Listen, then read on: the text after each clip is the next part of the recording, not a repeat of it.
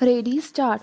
We respectfully concur with the above guidelines, and while reaffirming the same, we would add that the order of the magistrate should be such which does not result in unnecessary harassment to the accused and at the same time does not cause any prejudice to the complainant. Stop para.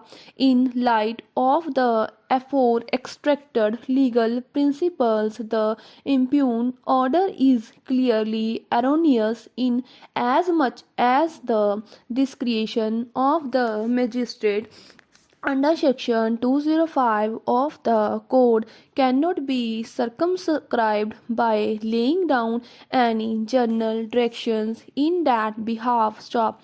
In Manoj Narayan Agarwal versus Shashi Agarwal and organization, this court, while observing that the High Court cannot lay down discretions for the exercise of discretion by the magistrate under section 205 of the code, had echoed the following views. Stop. Similarly, the High Court should not have, for all intent and purport, issued the direction for grant of exemption from personal appearance. Stop. Such a matter undoubtedly shall be left for the consideration before the learned magistrate. Stop. We are sure that the magistrate would exercise his jurisdiction in a fair and judicious manner. Stop. Para. It is equally right that the inherent powers of the High Court under section 482 of the code have to be exercised sparingly, with circumspection, and in rare cases to correct patent illegality or to prevent miscarriage of justice.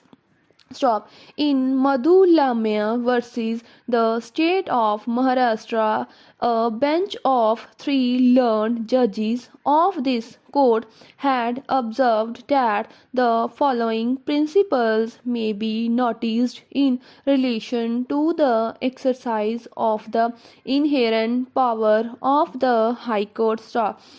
That the power is not to be resorted to if there is a specific provision in the code for the readdress of the grievance of the aggrieved party. Stop. That it should be exercised very sparingly to prevent abuse of process of any court or otherwise to secure the ends of justice. Stop. That it should not be exercised as against the express bar of law engrafted in any other provision of the code. Stop.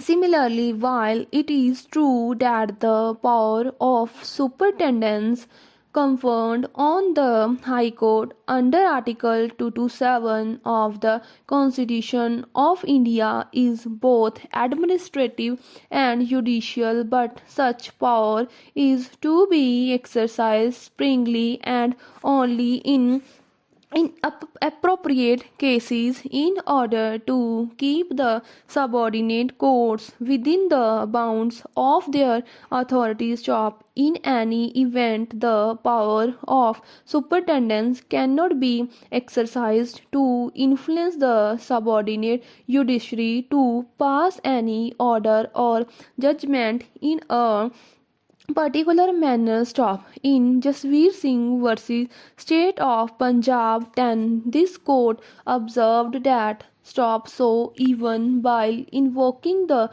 provisions of Article 227 of the Constitution, it is provided that the High Court would exercise such powers most sparingly and only in appropriate cases in order to keep the subordinate courts within the bounds of their authority stop. The power of superintendence exercised over the subordinate courts and tribunals does not imply that the High Court can intervene in the judicial functions of the lower judiciary stop. The independence of the subordinate courts in the discharge of their judicial function is of paramount importance, just as the independence of the superior courts in the discharge of their judicial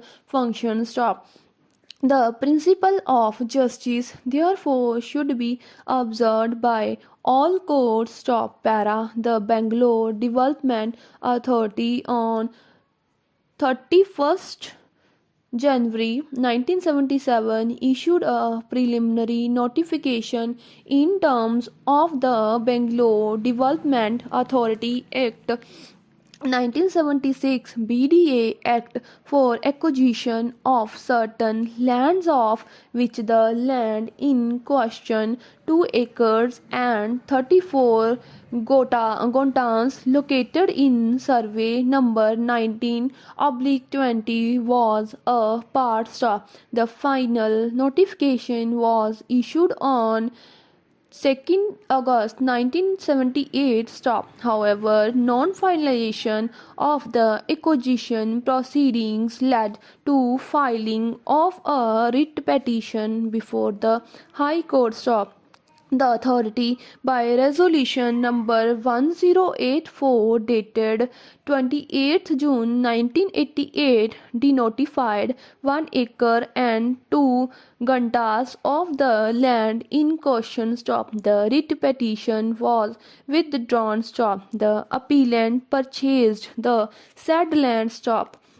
Subsequently, by a letter dated 30th August 2001, the appellant was informed that the denotification resolution number 1084 has been withdrawn by resolution number 325/97 dated 31st December 1997 stop. The appellant filed a writ petition before the High Court seeking to quash the preliminary and the final notifications dated 3rd August 1977 and 2nd August 1978 respectively stop. It was contended that the provisions of 11A of the Land Acquisition Act 1894 were applicable to the BDA Act, and the award having been made after a period of more than 2 years from the date of declaration of the Act, the acquisition proceedings had lapsed stop.